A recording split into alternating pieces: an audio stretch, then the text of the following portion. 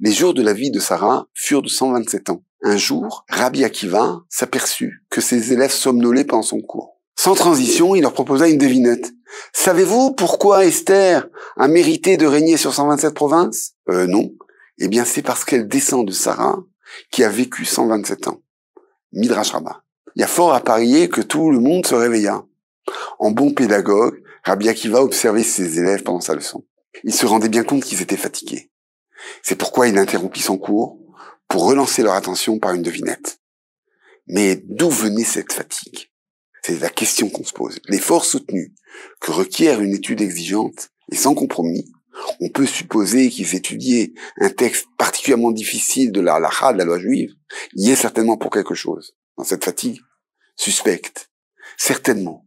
Mais peut-être aussi que cette fatigue a une autre cause. Et si cette fatigue exprimait la lassitude et le désespoir de juifs terriblement lucides qui ploient sous le joug impitoyable de la puissance romaine. L'étude de la Torah était interdite par les Romains. Les yeshivot étaient fermés. Rabbi Akiva enseignait au péril de sa vie. Alors à quoi bon tout ça? Est-ce que, chas v'shalom, ce ne serait pas la Torah elle-même qui serait mise en sommeil? Serait-elle entrée brusquement en léthargie dans un monde entièrement soumis à la puissance de Rome qui bâtissait sa Pax Romana sur les ruines d'Israël?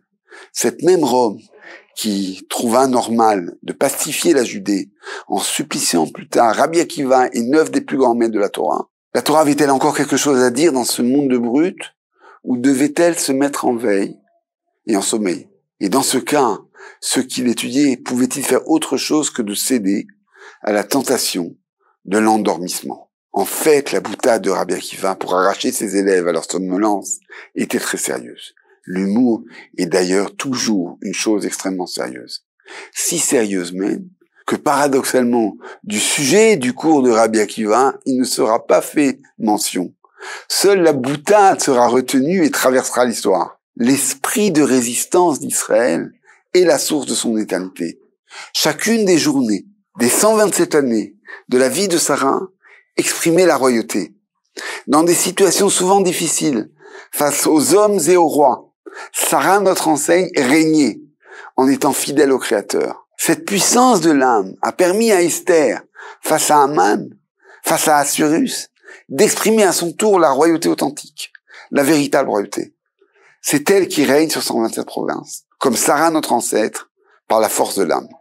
C'est cette même force de l'âme qui va inspirer les élèves de Rabbi Akiva et leur octroiera les forces nécessaires pour résister à la toute-puissance romaine, tant par l'étude de la loi que plus tard les armes à la main. Résister, être soi-même, défendre sa dignité envers et contre tout, c'est un combat au quotidien.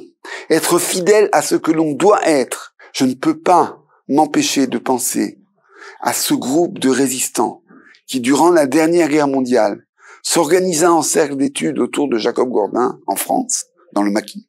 C'est ce cercle d'études qui donnera plus tard naissance à l'école d'Orsay dans l'après-guerre. Elle jouera un rôle déterminant dans la renaissance de la vie juive en France.